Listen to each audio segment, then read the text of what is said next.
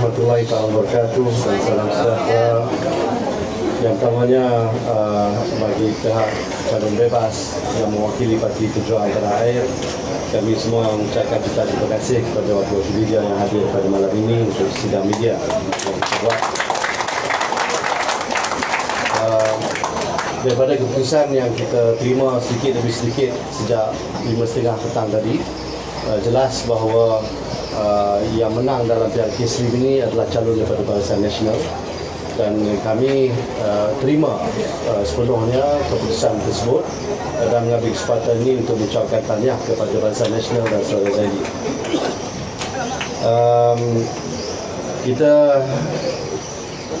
faham daripada awal lagi bahawa kita menghadapi satu saingan yang sangat sengit di dalam pilihan raya kecil Dun Selim ini. Maklumlah, yang pertamanya kita belum lagi mendaftarkan parti, maka kita meletakkan calon bebas. Kita mendapat kerjasama yang baik daripada Pakatan Harapan, tetapi kita bukan sebahagian daripada Pakatan Harapan. Maksudnya ini bukan calon, tapi masih lagi calon bebas. Kita berhadapan dengan pihak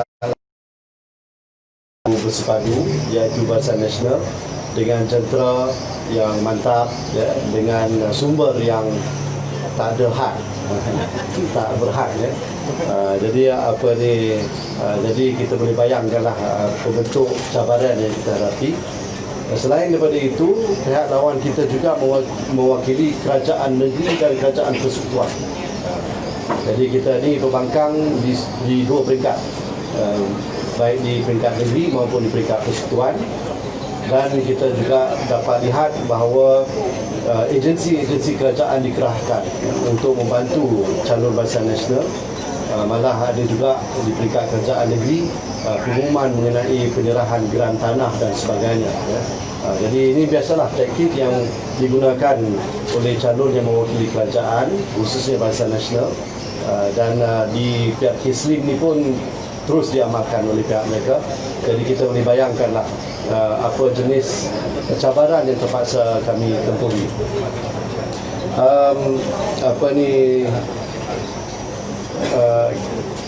Yang pertamanya kami juga rasa puas hati, ya, bahawa cara kita bergerak sebagai satu jentera untuk menghadapi BN, walaupun dengan calon bebas, adalah dengan jentera yang begitu mantap dan penuh semangat.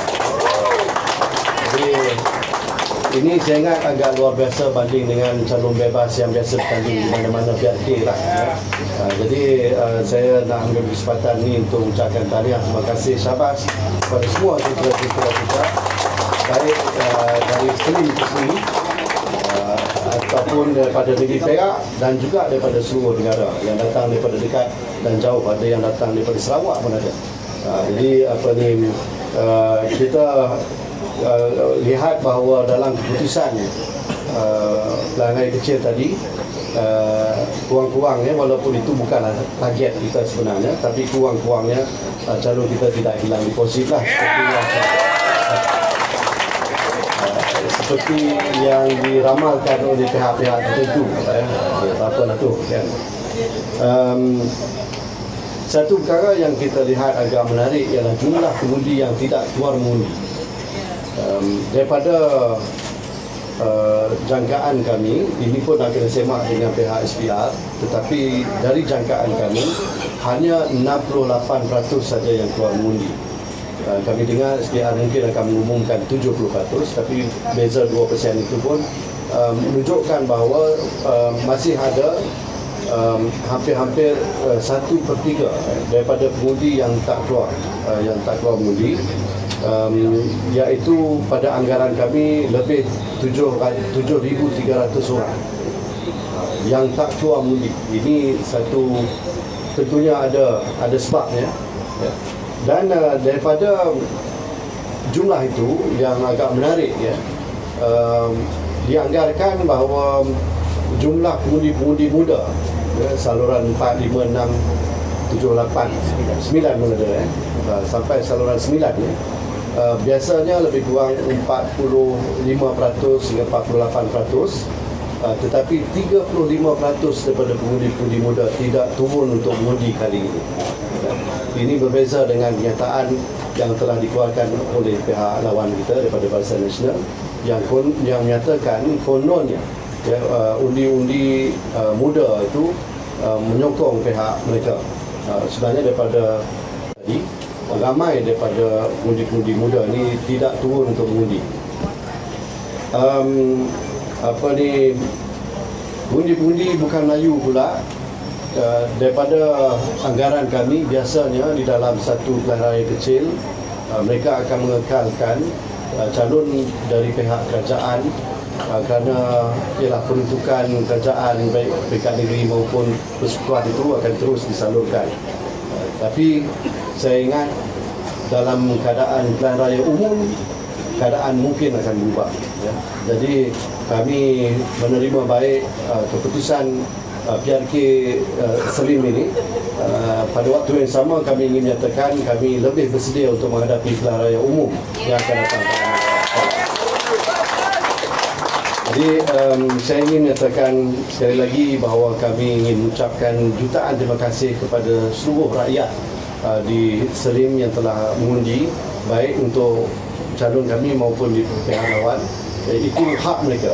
Jadi keputusan ini kami tidak pertikaikan dan kami hormati. Apa juga yang diputuskan oleh pengundi, itulah yang betul. Tidak ada keadaan di mana kami tak bersetuju ataupun tak puas hati dengan keputusan yang rakyat buat. Rakyat sentiasa betul pilihan dia. Jadi terletaklah di atas bahu kami tanggungjawab yang baru, iaitu untuk meyakinkan rakyat menjelang PRU 15 nanti untuk terus menyokong kami dengan apa betul sekalipun lah kita akan cuba dan berusaha sedaya mungkin untuk meyakinkan mereka bahawa pihak kami lebih berhak untuk menerima kepercayaan mereka menjelang PRU 15 nanti insyaAllah. Jadi saya ingin silakan mic ini kepada calon kita, Saudara Amir Kuchari Muhammad Ali. Hidup! Hidup! Hidup! Hidup! Bismillahirrahmanirrahim. Assalamualaikum warahmatullahi wabarakatuh. Waalaikumsalam. Pertama, marilah kita bersama-sama panjatkan syukur kehadrat Allah Subhanahu Wa Taala. Sejak daripada pengumuman calon 12 bulan 8 2020, kemudian pergi ke penamaan calon 15 bulan 8, saya rasa sehinggalah ke hari ini semuanya boleh dikatakan berjalan dengan lancar. Kita tidak ada apa-apa aksiden, tak ada apa-apa kemalangan, ya. Jadi pada hari ini saya sementara sambil kita menjaga syukur kepada Allah SWT, kita ucapkan terima kasih pertama kepada pihak-pihak berkuasa, iaitu PDRM, SPR, Jabatan Bomba, Kementerian Kesihatan yang mana telah bertungkus lumus memantau kempen dan memastikan semua perjalanan kempen semua berjalan lancar dengan baik. Dan yang keduanya, saya mengucapkan ribuan dan jutaan terima kasih kepada Ayahanda Tun Dr. Mahathir Mohamad kerana telah memberi kepercayaan kepada saya dan mengamanahkan saya sebagai tanggungjawab sebagai calon dalam pilihan raya kecil kali ini. Dan yang seterusnya adalah saya mengucapkan jutaan terima kasih juga kepada semua jentera-jentera kita, tidak kira yang datang daripada bumi Muslim, bahkan yang datang daripada seluruh pelosok tanah air, nun jauh daripada Perlis sampai ke Sarawak dan Sabah. Dan ini saya sangat-sangat kagum dengan keikhlasan dan kekuatan dan keazaman yang telah ditunjukkan oleh sahabat-sahabat, saudara-saudara daripada seluruh tanah air. Sebab itu saya juga mengucapkan jutaan terima kasih kepada semua yang berhormat, calon-calon orang yang dah turun bantu saya sepanjang kempen, dan juga daripada parti-parti Pakatan Harapan yang telah memberikan sokongan, tak kira wang tunai, jiwa, tenaga dan sebagainya. Saya juga mengucapkan terima kasih kepada semua wartawan yang dikatakan telah memberi laporan yang sangat profesional. Saya rasa satu laporan akhbar ataupun laporan media yang mempunyai tahap profesional yang sangat tinggi selama 14 hari ini. Luar biasa sebenarnya. Memberi liputan bukan saja kepada calon daripada Barisan Nasional, bahkan daripada kedua-dua calon bebas, iaitu saya cukup kagum dengan semua wartawan dan media-media, tak kira media masa maupun dalam media sosial.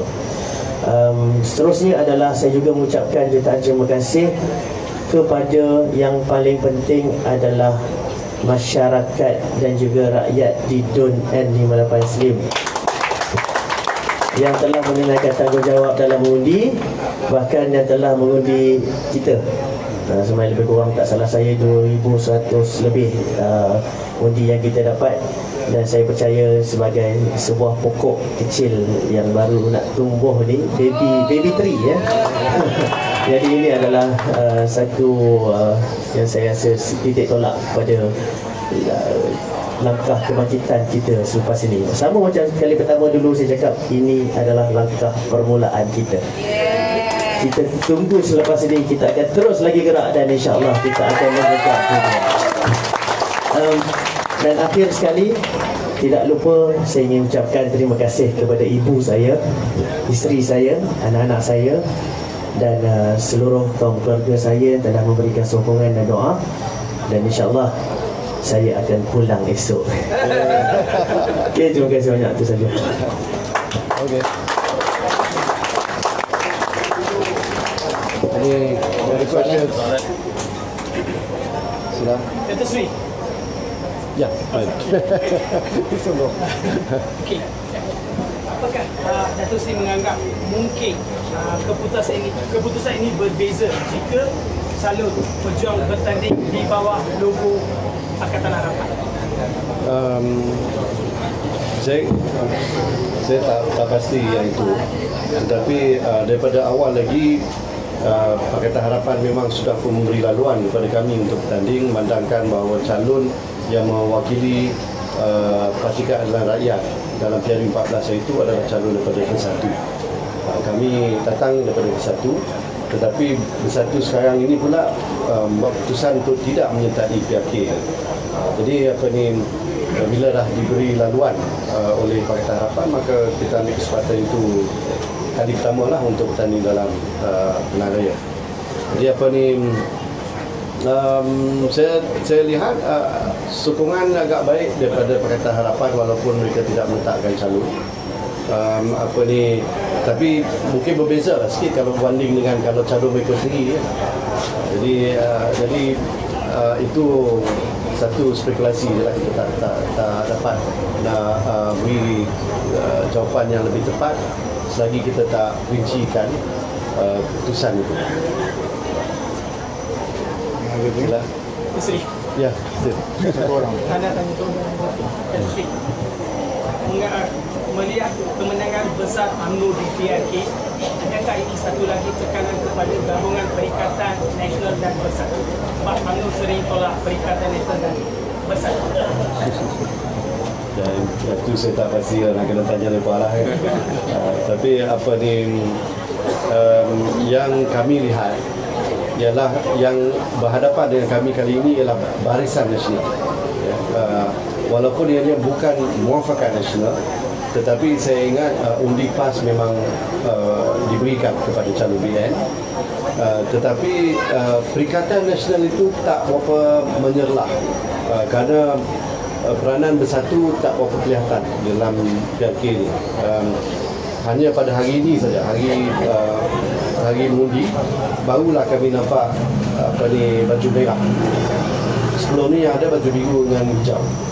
Jadi nampaknya Muafakat Nasional diterjemahkan bagi yang memberi kelebihan kepada mereka di dalam PRK ini, tetapi Perikatan Nasional itu tak berapa tegak. Okay, silakan. Okay, coaches. Dia pun penat dah. Alright. Okay. Thank you.